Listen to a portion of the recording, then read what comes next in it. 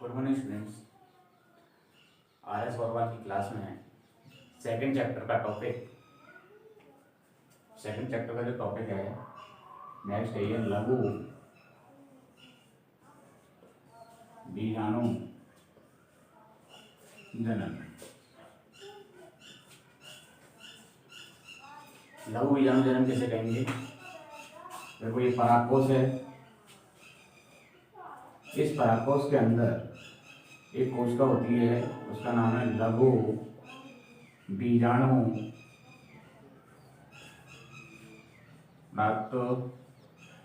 कोशिका। ये कौन सी अवस्था में होती है? टूएन। इसकी सूत्रता क्या होती है? टूएन होती है। तो लघु बीजाणु मात्र कोशिका में कौन सा विभाजन होता है? अर्धसूत्री। अर्धसूत्री विभाजन होगा। तो अर्धसूत्री विभाजन जब होता है तो एक कोशिका जैसे टूएन है तो उससे अर्धसूत्री विभाजन के उपरांत कितनी कोशिकाएं बनती हैं? 4।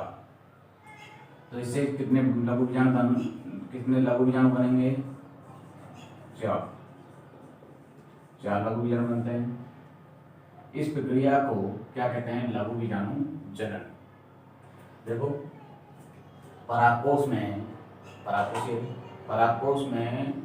लघु बीजाणु मृत कोशिका से अर्धसूत्री विभाजन द्वारा लघु बीजाणु बनने की प्रक्रिया क्या कहलाती है? लघु बीजाणु जनन कहलाती है। द्विबीजपत्री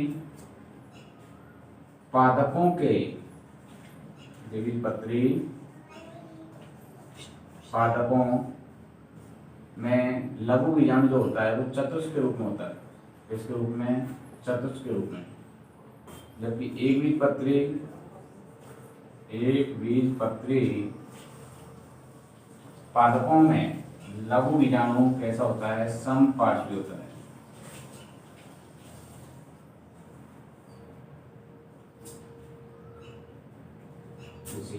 इस तरह से समपार्श्वी यहाँ हो रहा है चतुष्क के रूप में, तो 4 हो गए। तो इस तरह से लघु बीजाणु चतुष्क के रूप में होते हैं और ये बीजपत्री कैसे होते हैं? समपार्श्वी होते हैं। तो नेक्स्ट टॉपिक है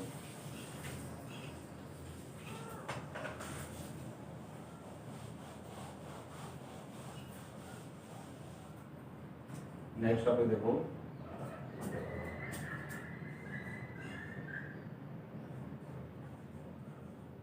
परिपक्व परागकोश का स्फुटन। देखो ये पुंकेसर का ये क्या है? परागकोश। और जब परागकोश क्या हो जाता है? परिपक्व हो जाता है। जैसे होता है एक साइड में इसको भी बता रहा हूँ।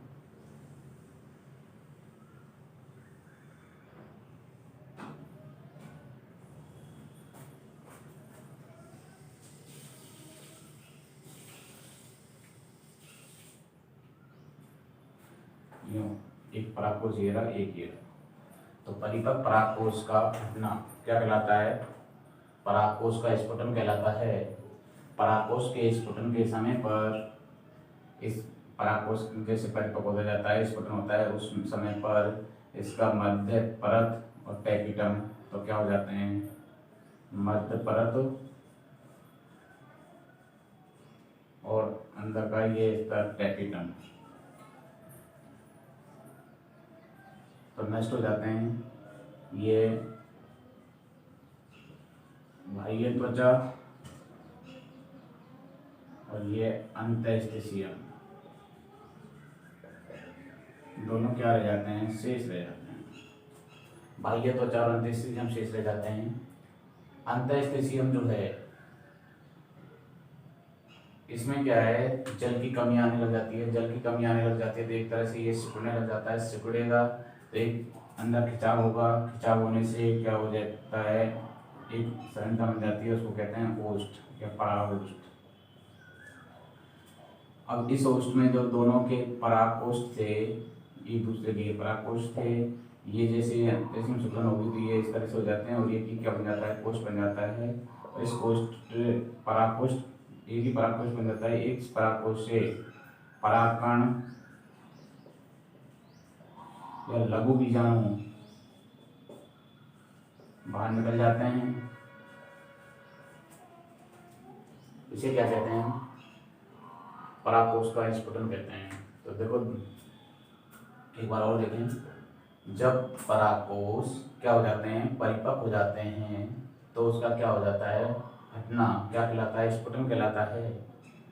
परागकोश के स्फुटन के समय पर मध्य परत और टेपिटम दोनों तो क्या हो जाती हैं, नष्ट हो जाती हैं, शेष हो जाती हैं बाह्य त्वचा और अंतःस्थिशियम।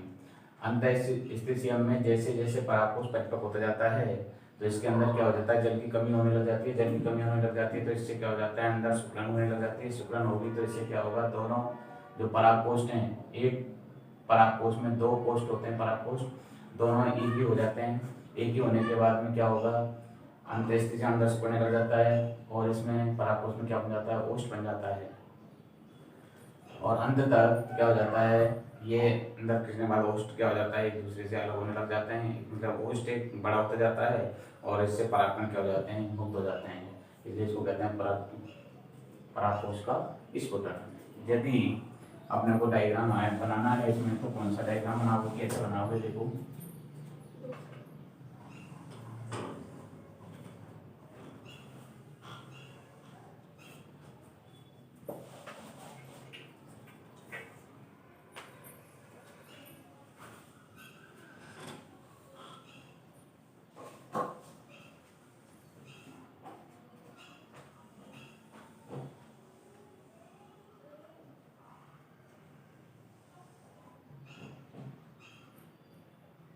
ये तो हो गया ओष्ठ, ये हो गया बाह्य त्वचा, ये हो गया अंतःस्थिशियम,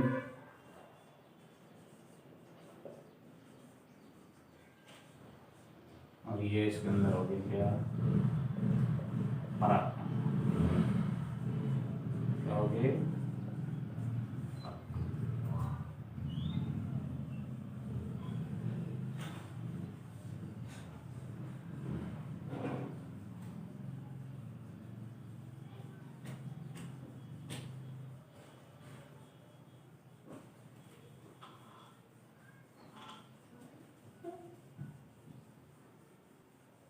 ठीक है।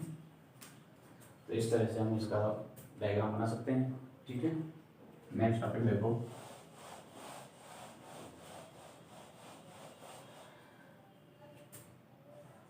परागकणों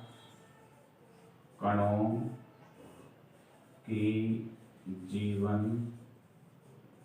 परागकणों का जीवन काल।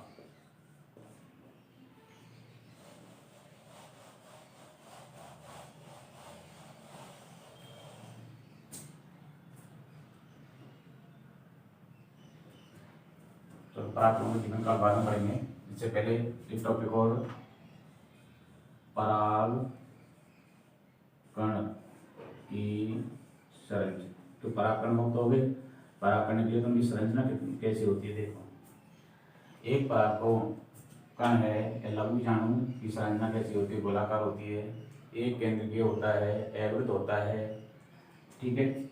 अब जो परागकण है इसमें दो स्तर दिखाई देते हैं। एक तो होता है कौन सा, बाह्य चोल,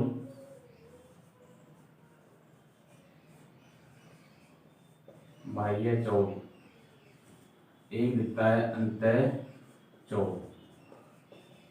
देखो एक तो बाह्य चोल और एक अंतः चोल। जैसे इस तरह की संरचना होगी इसकी, ये तो हो गया अंतः चोल और ये हो गया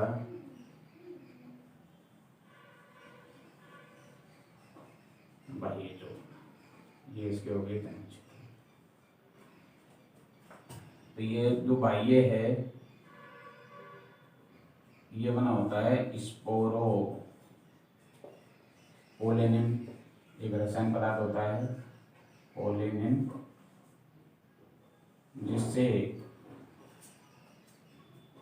इसमें प्रतिरोधक क्षमता अधिक होती है और इसका जल अपघटन जल्दी नहीं होता। ये अंतःचोल है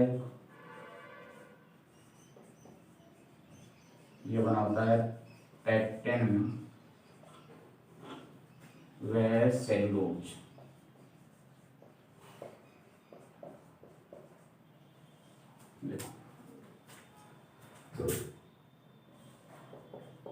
ये भाई है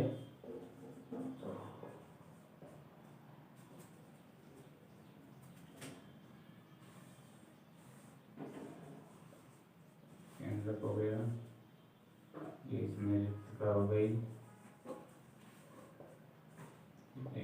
इसमें कोशिका हो गया।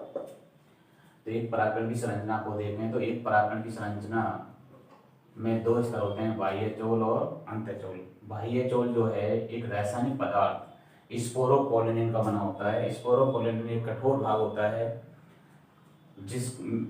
जिसकी वजह से परागकण के अंदर प्रतिरोधक क्षमता अधिक होती है और इस स्पोरोपोलिन का जल्दी अपघटन नहीं हो सकता है, इसलिए परागकण लंबे समय तक क्या रहते हैं, सुरक्षित बने रहते हैं। अंतःचोल होता है ये पेक्टिन व सेलुलोज का बना होता है, जिनसे जो यूं कह सकते हैं जो जनन छिद्र के माध्यम से परागनलिका का निर्माण करते हैं। जैसे देखो ये जनन छिद्र है, ये क्या है, जनन छिद्र। अंतःचोल होता है मृदु होता है, कोमल होता है, ठीक है ना। अब जिस स्थान पर जनन छिद्र होते हैं वहां पर स्पोरोपोलिन नहीं होता है।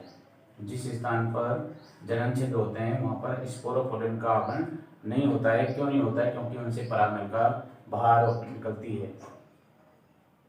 द्विबीजपत्री पादपों में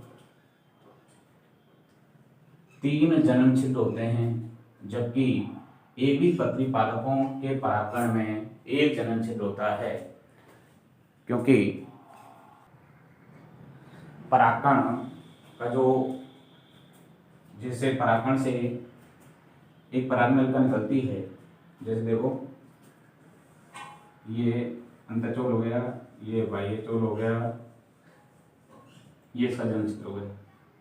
अंतःचोल किसके रूप में निकलेगा बाहर, जनन छिद्र से परागनलिका के रूप में, इसके रूप में परागनलिका।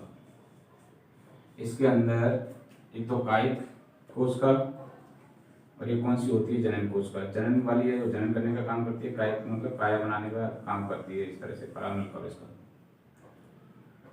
जब परागकण का अंकुरण होता है तो उसे एक अति वृद्धि या एक अति यूँ कह सकते हैं, जब अंकुरण होता है तो इसे क्या निकलती है, संरचना निकलती है, जिसको क्या कहते हैं, परागनलिका कहते हैं। तो ये परागकण की संरचना इस तरह से होती है। छोटा क्वेश्चन भी आ सकता है कि परागकण का बाह्यचोल व अंतःचोल किसका बना होता है। तो बाह्यचोल किसका बना होता है, स्पोरोपोलिन का।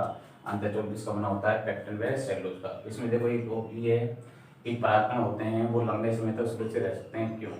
क्योंकि परागकण लंबे समय तक इसलिए सुरक्षित रह सकते हैं क्योंकि इनके चारों तरफ रासायनिक पदार्थ एक स्पोरोपोलिन में पाया जाता है जिसमें कह सकते हैं जिसमें प्रतिरोधक क्षमता क्या है, एक तरह से अधिक होती है और उसका जल अपघटन जल्दी नहीं होता है या उसका अपघटन नहीं होता है और वो नष्ट नहीं होते हैं, इसलिए वो लंबे समय तक क्या रह सकते हैं, सुरक्षित रह सकते हैं। आगे देखो अगला नेक्स्ट टॉपिक, उनका जीवन काल कैसे कितना होता है। परागकणों का जीवन काल, देखो वह समय जिसमें परागकण, ये कोई समय है, उस समय में ये परागकण क्या रहता है, कार्यरत रहता है, तो उसे क्या कहते हैं, परागकणों का जीवन काल कहते हैं। वह समय जिसमें परागकण क्या रहता है, कार्यरत रहता है, उसे हम परागकणों का जीवन काल कहते हैं। जैसे अनाज में गेहूँ, धान, इनका जीवन काल लगभग कितना होता है, 30 मिनट होता है। कितना होता है, 30 मिनट। लेकिन कुछ सोलेनेसी जिसमें आलू गेहूँ दिया जाते हैं, सोलेनेसी कुल के सदस्यों में परागकणों का जीवन काल कई महीनों तक होता है, महीनों तक। अनाज, गेहूँ, धान, इनमें जो परागकणों का जीवन है का काल कितना होता है, 30 मिनट तक होता है। सोलेनेसी कुल में परागकणों का जीवन काल कई महीनों तक होता है, ठीक है ना। आगे देखें, इसमें परागकणों, एक और है इसमें परागवेग। कौन सा? परागवेग। परागवेग क्या है? देखो नेक्स्ट टॉपिक ये कि जो परागकण होते हैं, क्या होते हैं? परागकण। परागकणों को -196 डिग्री सेंटीग्रेड द्रवित नाइट्रोजन में, द्रवित नाइट्रोजन में रखा जाता है, और -196 डिग्री सेंटीग्रेड द्रवित नाइट्रोजन रखते हैं, उसको कहते हैं, उस तकनीक को क्रायो प्रिजर्वेशन। Cryo preservation.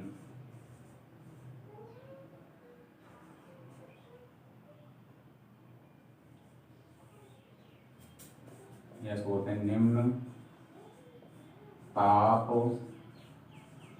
परिरक्षण। तो इसमें देखो परागकणों को -196 डिग्री सेंटीग्रेड द्रवित नाइट्रोजन में रखा जाता है, उसे हम क्रायो प्रिजर्वेशन या निम्न ताप परिरक्षण कहते हैं। और जब इतने उस पर रखा जाता है तो उनका संरक्षण, परागकणों का जो संरक्षण होता है उसको हम क्या कह सकते हैं? परागवेग कह सकते हैं। ठीक है, नेक्स्ट टॉपिक है, नेक्स्ट टॉपिक देखो, अगला है नेक्स्ट टॉपिक पराग उत्पाद। पराग उत्पाद। जो परागकण होते हैं उनको किसके रूप में? भोज्य पदार्थ की तरह, मतलब पराग जो उत्पाद है, परागकण से क्या क्या उत्पाद बनाए जा सकते हैं, क्या क्या प्रोडक्ट तैयार किए जा सकते हैं, तो भोज्य पदार्थ की तरह, मतलब इसमें जो परागकण होते हैं उनमें पोषक तत्व की मात्रा ज़्यादा होती है, और पोषक तत्वों की मात्रा ज़्यादा होगी तो इनको एक तरह से अपने भोज्य पदार्थ के रूप में इनको काम में लिया जा सकता है। पश्चिमी देशों में जो एथलेटिक्स होते हैं और घुड़सवार होते हैं, मतलब यूँ कह सकते हैं एथलेटिक्स और घोड़े जो हैं, उनको क्या किया जाता है? उनको परागकणों को दिया जाता है, जिससे शरीर के अंदर एक तरह से ताकत बनी रहे। तो इनको भोज्य पदार्थ के पोषक तत्व होंगे तो अपने आप क्या होगी? एनर्जी रहेगी, तो उसकी वजह से क्या है? इनको काम में दिया जाता है। दूसरा देखो, परागकण क्रीम। परागकणों से क्या बनाई जा सकती है? क्रीम बनाई जाती है, क्योंकि जो परागकण होते हैं इनमें असंतृप्त वसा होती है। कौन सी होती है? असंतृप्त वसा होती है। असंतृप्त वसा क्या करती है कि जो सूर्य की जो पराबैंगनी किरणें हैं उनको क्या कर लेती है? एब्जॉर्ब कर लेती है और त्वचा को नुकसान नहीं होने देती। इसलिए जो क्रीम जो इनको बनाते हैं उनमें भी परागकणों को काम में लिया जाता है। कॉस्मेटिक के सामान में, इनमें कॉस्मेटिक का सामान है उसके अंदर भी परागकणों को क्या किया जाता है? काम में लिया जाता है। तो पराग उत्पाद और कौन से भोज्य पदार्थ की तो काम में ले सकते हो, और परागकण क्रीम के रूप में भी काम में ले सकते हैं।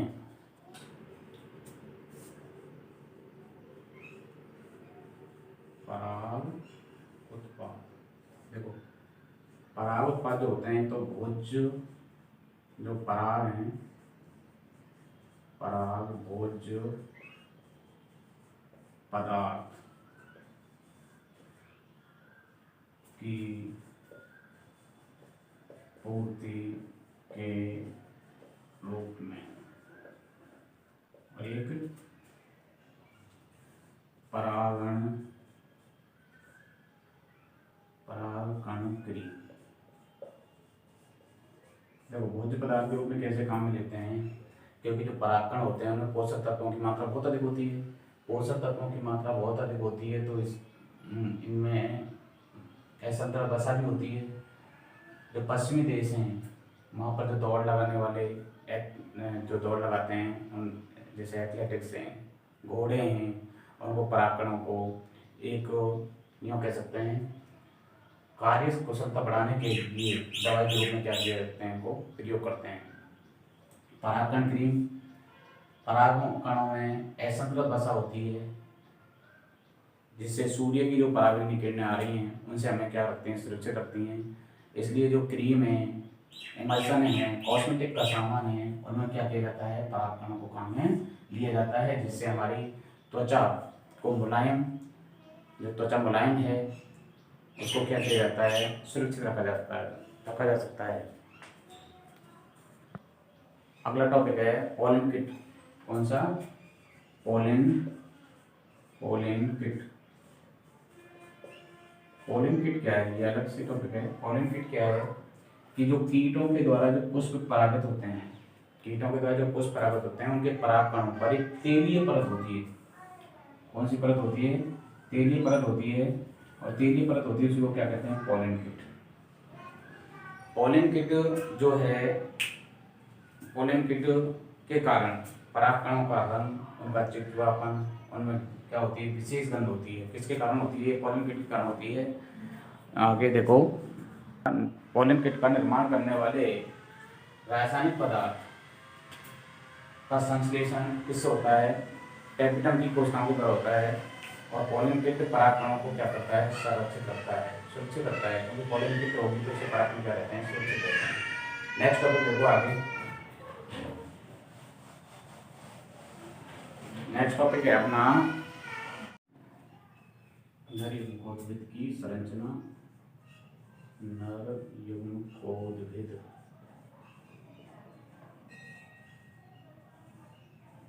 की संरचना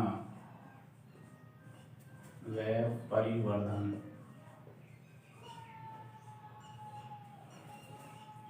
नर युग्मकोद्भिद की जो संरचना और परिवर्तन, जो एगुणित लघु बीजाणु होता है। कौन सा? एगुणित लघु बीजाणु। एगुणित लघु बीजाणु नर युग्मकोद्भिद की प्रथम कोशिका होती है। एगुणित लघु बीजाणु नर युग्मकोद्भिद की प्रथम कोशिका होती है। इसका परिवर्तन 2 चरणों में होता है। तो प्रथम चरण, और ये होता है कौन सा चरण? द्वितीय चरण।